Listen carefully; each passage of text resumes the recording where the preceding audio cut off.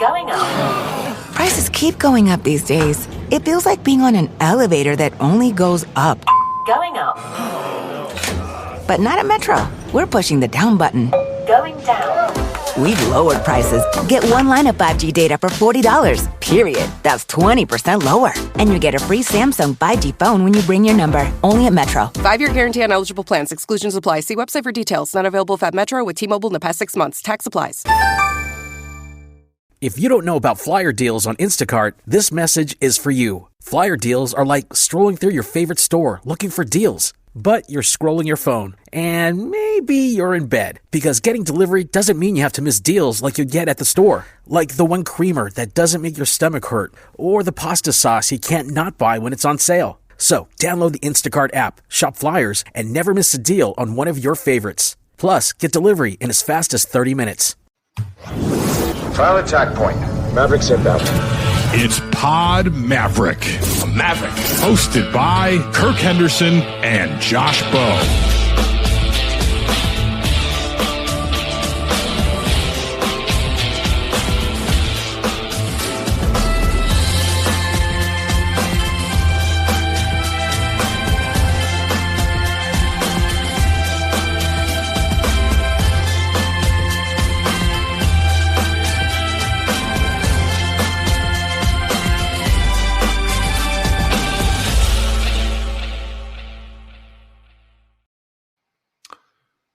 Hello, welcome to Pod Maverick.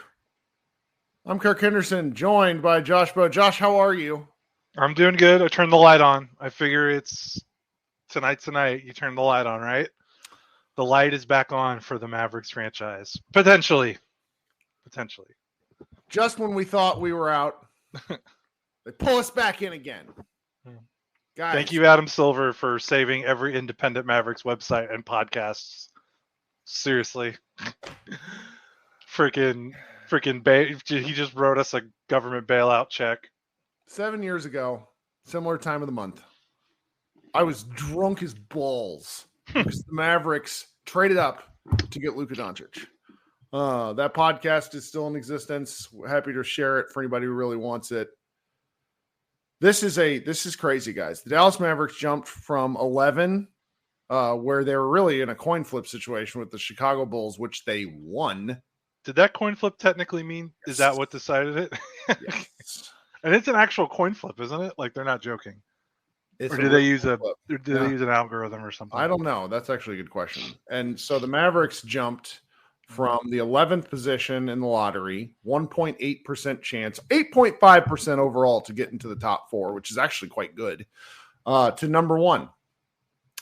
That's significant for so many reasons. And quite honestly, it's a little difficult to figure out where to start because, well, let's be honest, like, we weren't prepared for this. We were going to go live tonight because Josh and I hadn't recorded in a week. Circumstances got out of our control. And, you know, there just hasn't been much to talk about. This is the last thing to talk about till, draft. Right. And, there's draft and there's always some news. But, like, frankly, Josh and I have these internal conversations where it's like, all right, we need to recharge. We need to figure out some things. We don't want to do this to where it's no longer where it becomes a chore. And then once it becomes a chore, then it's not worth doing. And, Josh said something to that effect a couple of weeks ago and people got like really mad at him for admitting to being a human being. Really weird. But here we are. And the Mavericks are in the number one slot where it is already sort of assumed that the Mavericks could trade or could select or should select Cooper Flagg out of Duke. And he is the overwhelming consensus. Favorite. Yeah. Yes. Yeah. I mean, there's Dylan Harper, who played at Rutgers as a number two, but I don't want to say he's a distant number two. His measurables came in today and he was actually an enormous tank of a human being. And I think as a podcast and as a Dallas Mavericks community, we will actually spend a fair amount of time talking about Dylan Harper just because he's that interesting of a prospect. His father, Ron Harper, former Chicago Bull, yelled at me on Twitter just a couple weeks ago or about the Luka trade. That's fun. So, and then there's always, we just kind of have to address it up front. Like the over, it's so funny. And I look, guys, I don't judge anybody for how they fan anymore. I used to get pissy with it.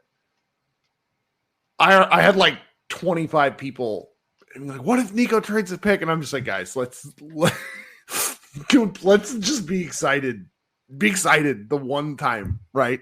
I get shit on quite fairly, I think, for being a bit of a negative Nancy. This is nuts.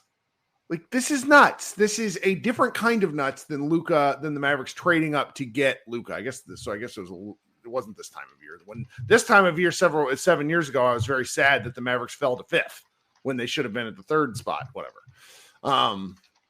So yeah, like what do you think? What do you think we ought to talk about, man? Like, where should we start? I know I'll get this out of the way because I'm already getting so much pushback on Twitter about this because people just can't fucking like use their brains and think for like a second. Like, I'm already getting, oh, you're just being negative again, or they're not going to trade the pick. And it's like, I'm not rooting for like they traded Luka Doncic like 4 months. I don't think it's crazy to say that trading the pick is within the realm of possibilities, and I think it's a disservice to our audience to not mention it. Like, we're clearly dealing with a front office that will do anything to build the team that it wants to build. They pulled off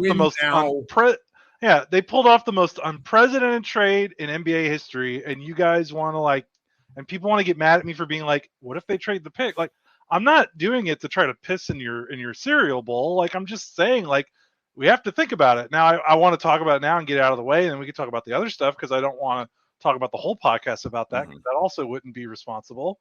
But it is a possibility. The Mavericks have no draft capital from 2027 to 2030. Nico clearly, in his own words, has said that he anticipates him staying for the rest of his contract, which is 3 years, and he's trying to win a championship within that window. He traded Luka, in his words, to win now. He, wouldn't logic also follow, okay, I don't want to develop Cooper Flagg turned 18 a couple months ago. So here's where does 18-year-old development fit into the Nico Harrison structure? Great. I'm glad you asked. And it's really a fair question. And I'm not saying I'm right. I'm just saying I think that we are allowed to ask that question. Yes. And first of all, the Mavericks just released a video about 6 minutes ago of their lottery room, and they exploded. Like, Nico Harrison knocked over his chair. This is huge. This is huge because it, in a certain respect,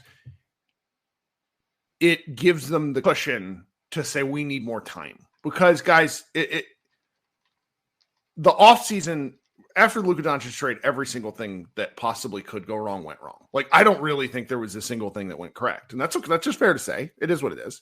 And this is a real beacon of hope for a team that has extraordinary pressure to perform.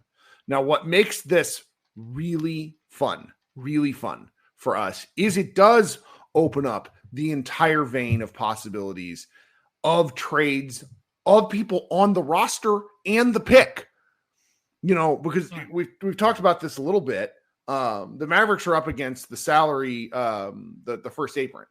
And I think if they selected Flagg with how much the first overall pick gets paid based off of the salary, stuff right now, they would go over that apron.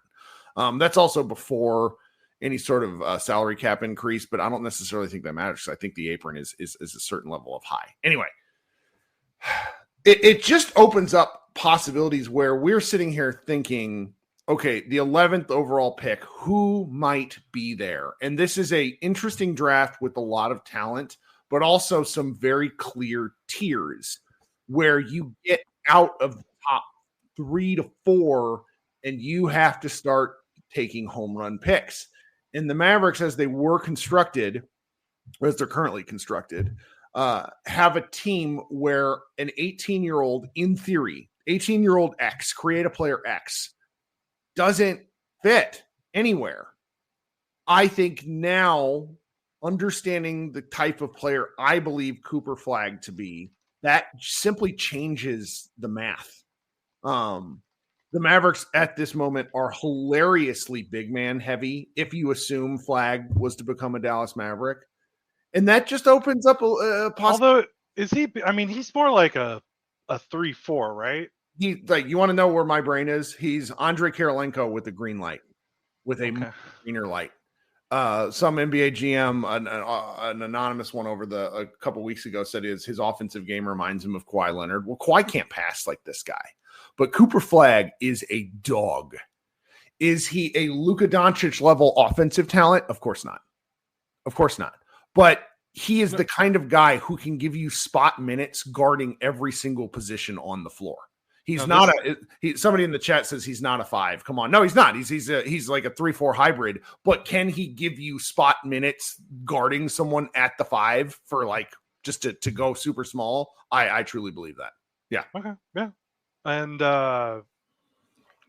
like I think, I'm not a draft expert, so I don't want to be going over my skis here, but like you're gonna love learning about. No, this. I know. From what I understand, he's not like Luka, LeBron level prospect, but he is not far away from like that Zion. He's like in that Zion, Ja Morant. I'm not sure because he's a defensive. Or do you think he is? Or do you think he is close to that Luka, LeBron level prospect? Yeah, he's not a Nike guy. That's somebody noted that in the chat. He is actually a New Balance guy, which is legitimately hilarious that we're saying those words together. That a player is a New Balance guy. His calling card coming into his freshman year at Duke, and I follow this stuff just because I'm weird and I like knowing this stuff. You love the draft. I do. I always have. Now, I'm not like a draft nerd, but I like following it. And you got draft friends. Draft friends for sure. It's like my buddy Brian, who we'll have on the show at some point. Just like he just texted me like, "What the fuck?" right after that. He knows, and it's like I don't want to get ahead of my skis either because I am not a Cooper Flagg expert, but I will tell you guys that his defensive instincts are the kind of thing that Nico Harrison was referencing. Defense is his most like NBA ready attribute, isn't it? I'm telling you what, man, a Cooper Flagg, Anthony Davis front line with somebody else that can actually shoot a 3 ball. Holy shit.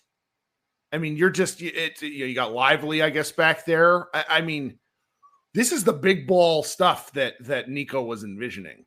We've been really hard on him because we don't necessarily think it's a sustainable winning model. But if you're, playing GM of the mind and looking ahead, brother, this guy is dope. I think given how challenging the West is, not to get too far ahead of ourselves, we're just going to, for the sake of argument right now, we're going to waffle back and forth between, are they going to trade the pick? Are they going to draft Cooper Flagg or Dylan Harper? But right now, I really want to, I sort of want to pivot to, I think they want to keep the pick because I think he would allow them to play in certain ways. And, one of the things that's come to light in MAVS social media the last several days, I mean, we all know this, but it comes up as the summer drags along that, PJ Washington and Daniel Gafford are in the final years. They're entering the final years of their contracts. And the Mavericks, as we know, are an expensive team. They're going to have to figure something out. And when you have a player of this caliber, that gives you optionality, meaning Cooper Flagg. Like, he just gives you options to where, okay, you could trade PJ to a different team for a different outcome because you have a replacement. Yeah, Rolex says PJ could go. Yeah, I don't want to. Tim Cato, DLLS, had mentioned something like he would not be surprised to see them keep the pick and then trade Flagg for that guard shooting help that they're going to need with Kyrie out. Now, let's be clear. If they trade the pick, they're going to be facing a January 6th situation. Yeah, no, I know. No, I know. In more ways than part of why I don't want to engage too much in the because it would be awful. Because it would just be awful. It would be awful for us too. This is I was not joking when I said Adam Silver saved independent Mavs media for the next 10 years. People are kind of getting on to me about bringing up the possibility of trading him. And I just want to be clear. I know that I don't cheer and root for the team as much as I used to. If I leaned one way or another, it would be keep the pick because that is better for us. It would be way better for us to follow a franchise cornerstone. Yeah, and like we just were with Luka. Like it would be so much better for us. And like Giannis, I would prefer that. Giannis Antetokounmpo soft launched I'm interested in moving from Milwaukee situation, and that just is another thing in the bag. Is that something that Harrison would even be interested in meaning, with the front office? Like what? Yeah. I don't know. I don't. Yeah, and that's the thing is their trade ammo was pretty limited. Like those conversations wouldn't, like if they kept the 11th pick, I don't even know if those conversations happen because with the Kyrie injury and their limited trade ammo, I don't know if they get in the door because part of it is they have to have an offer that's good enough. But another part of it is a Giannis or a Kevin Durant has to say, I want to go there. Like if they say, I don't want to go there, it doesn't matter how good the Mavericks offer is. They're not going to get him. So they were already kind of behind the 8 ball with the Kyrie injury because I have to imagine that would cool anyone's desire to want to come play in Dallas next season because next season is going to be pretty tough while they wait for Kyrie to get back on the floor. So the only way they could have gotten, I think, into those conversations is if they got Cooper Flagg, who I think is that type of prospect that you would move. A team would move maybe a Giannis, or they would move Kevin. And Durant, he has a lot they would move a Devin Booker, or I don't know, take your pick of whatever trade rumor mill star. Now I'm not saying that they're going to do it. I'm just saying they have the ammo now, right? Like I don't know if Nico's going to do it, but if he called Milwaukee tonight and was like, "Hey, would you want Cooper Flagg? Like you're going to trade Giannis?" Like that starts a conversation that they couldn't have done yesterday. Yeah, and we're a little unprepared. Well, I mean, we're very unprepared here to kind of talk about this at length, just because of sort of what I'm describing here. It's so much is sort of in flux for us, our staff. You know what? I want to circle back on this after a short break. We've been here.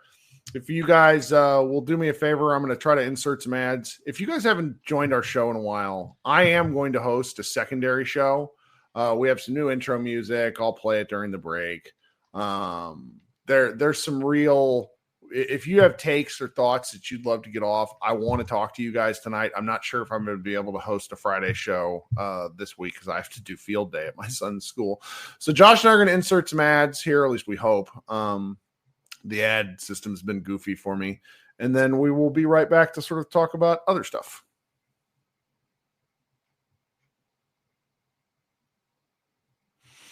That was mostly for our audio folks. Thank you so much for listening. For those of you who are here live on the stream, I very much appreciate you.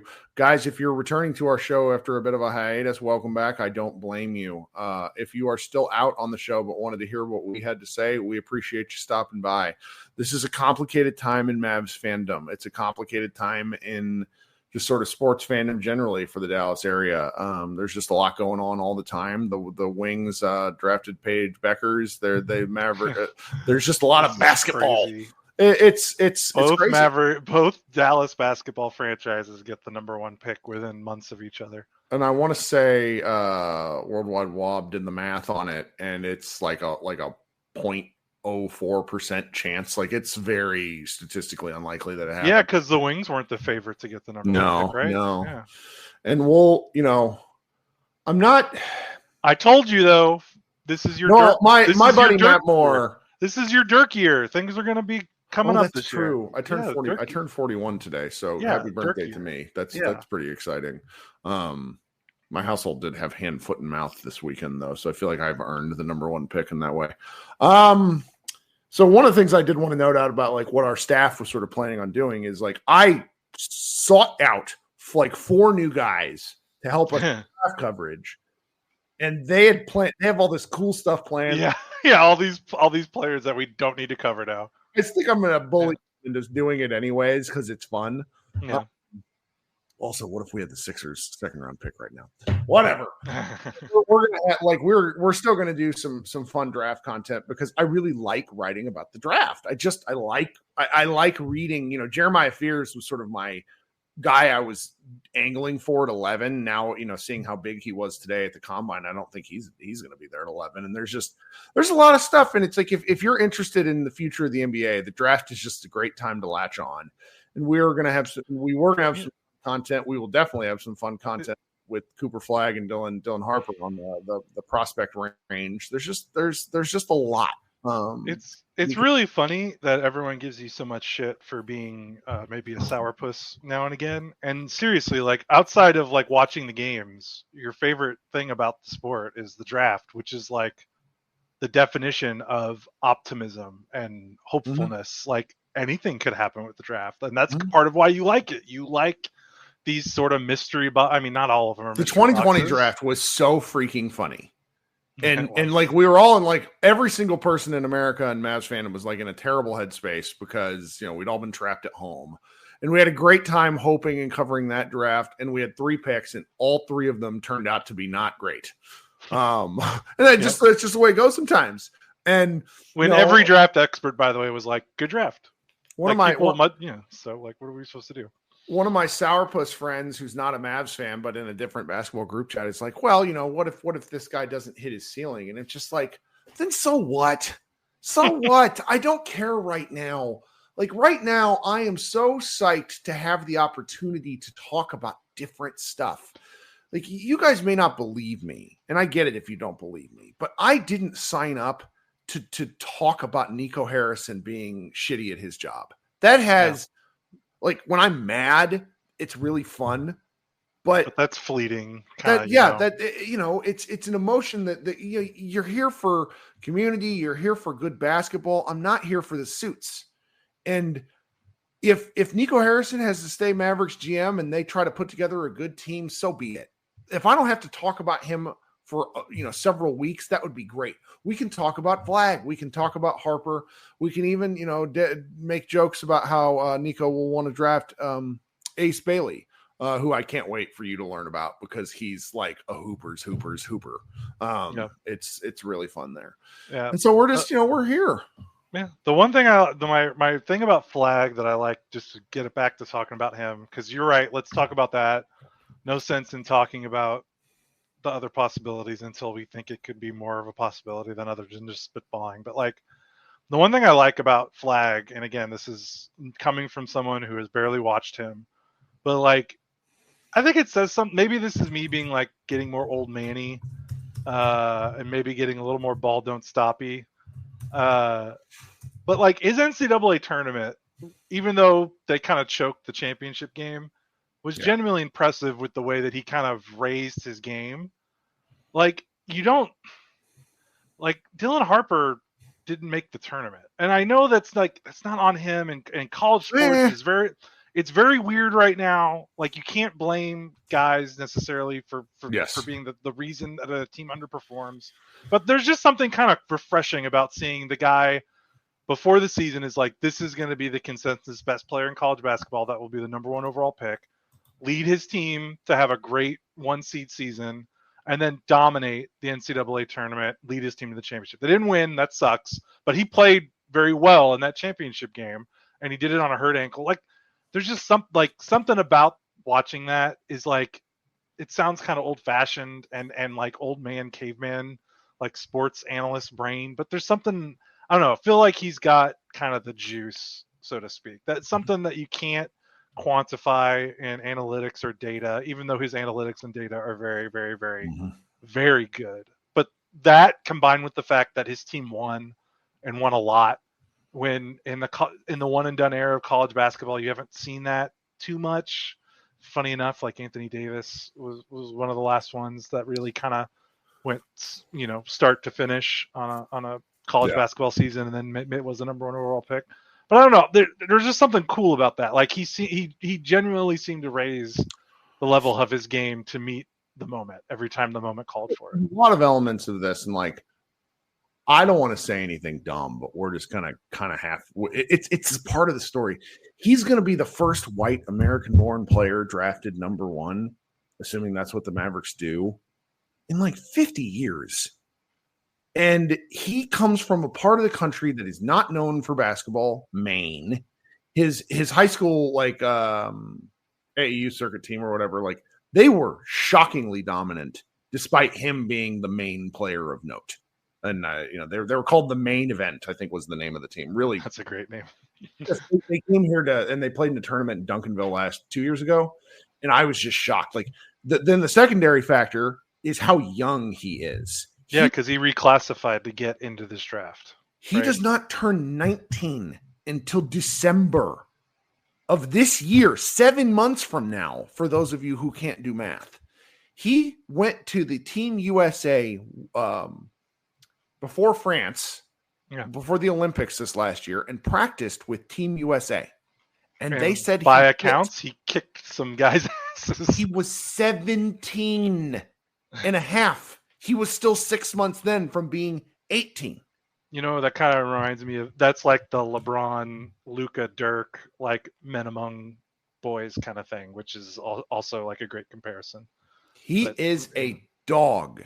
And whether or not he I'm still a little, I don't want to speak to what his skill level ceiling is, but you just have to not, like, this guy has a high floor and a high ceiling.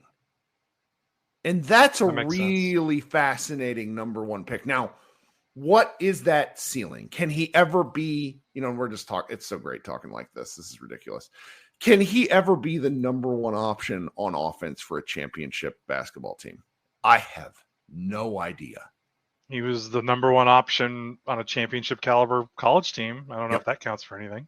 So I'm just not willing to rule anything out right now. Dude, 21-7-5 with 2 blocks and almost a steal per game in the NCAA tournament. Yeah. That's pretty good. To get all the way to the championship game. You're going to like if you actually decide to do any sort of deep dive on him, you're going to cackle. Yeah. I've watched enough. I mean, yeah, he's good.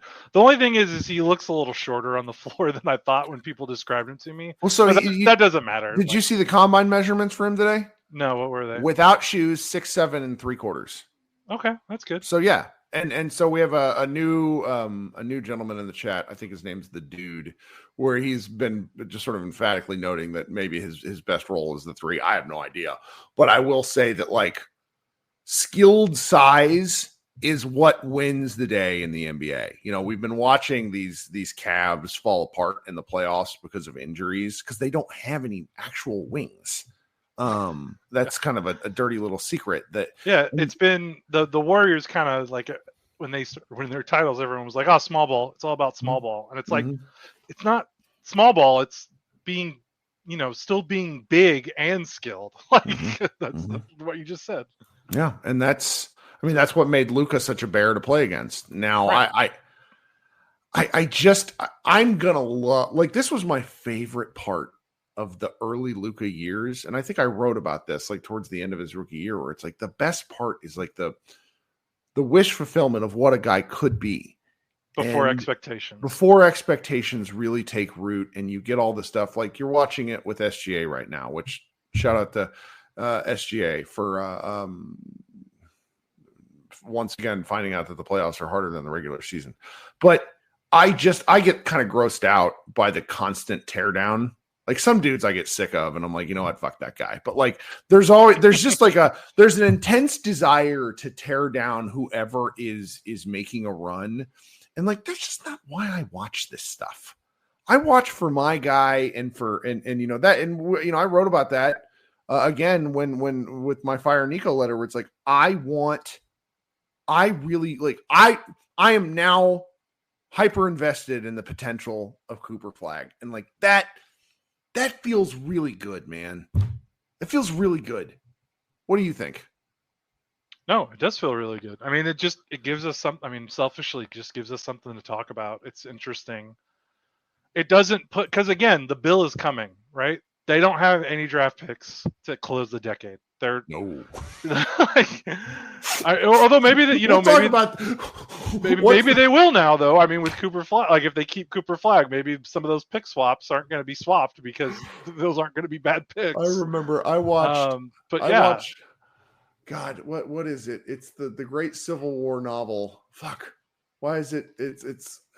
I'll deal with it tomorrow, is what the lead actress says, and it's like we'll deal with that later. I honestly, I had completely blanked out of my mind that they don't have draft picks for 4 years for the last 30 minutes. So like, we were staring down the barrel of, even if this team is interesting in 2 to 3 years, like that's it though. Like it's over after that.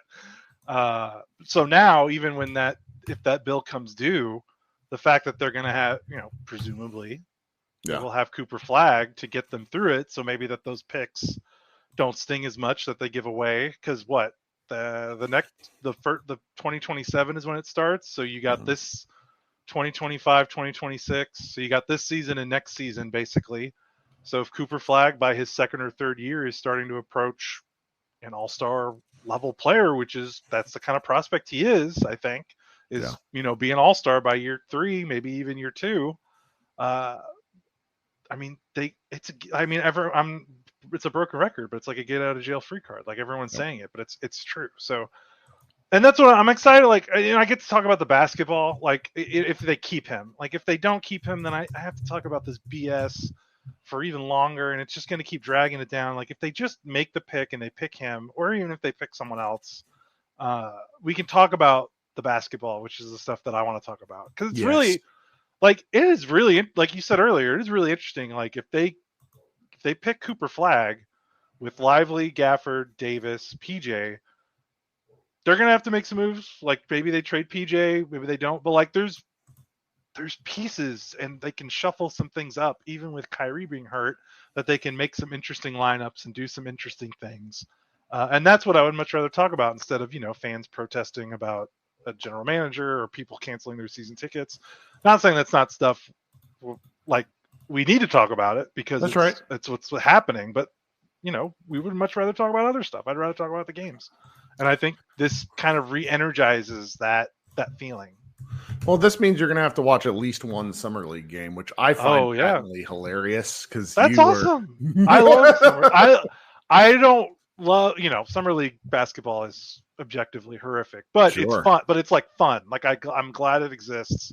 I'm glad it's there for sickos. And now, like the Lively Summer League was awesome. He played. It was like that was fun. The Dennis Smith Summer even if it's just like one or two games, you soak it up. Josh and I were going to talk about some of the recent news, but you actually just said something. So the Mavericks fired a couple of members of their training staff. I don't feel like bringing anything down. We've not addressed any of this stuff because Josh and I just weren't around. I think, today's Monday, or no, it's not that. Yeah, today is Monday. Maybe later in the week, if we have the juice, we'll come back and do a second show because I really want to, we're towards a point in the calendar where I would like to, review some of the players' seasons like we talk about, and really, like, we've not really had a post-mortem yet because it's been so difficult to process that a part of me was like, let's just move on and not acknowledge it. But now that there's something to look forward to, I think maybe looking back might be at least, worthwhile a little bit because you look back to figure out, the best ways forward. So maybe Josh and I'll do that. I'm going to hang out here and do a second live show or do a live show with you guys. If you guys have thoughts of what you would like to, just anything. I've not done one in a couple, in at least 10 days.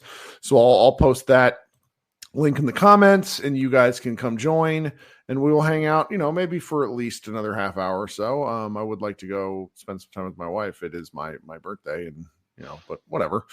So we'll be back here in a little bit. If Josh, you got anything before you want to go? No, I hope you have a good live show. I know most of your live shows have been in response to something traumatic happening. So I hope everyone needs to have some fun. Let off some steam. Like, seriously, I'm glad that there's we've talked to Mavs fans who obviously like told us like I'm peacing out and we're like, yes, do it. Like totally do it. But there were some that were like, I can't. Like I want to, but I can't. That's right. So I'm happy for those fans that feel like they needed to stick it out.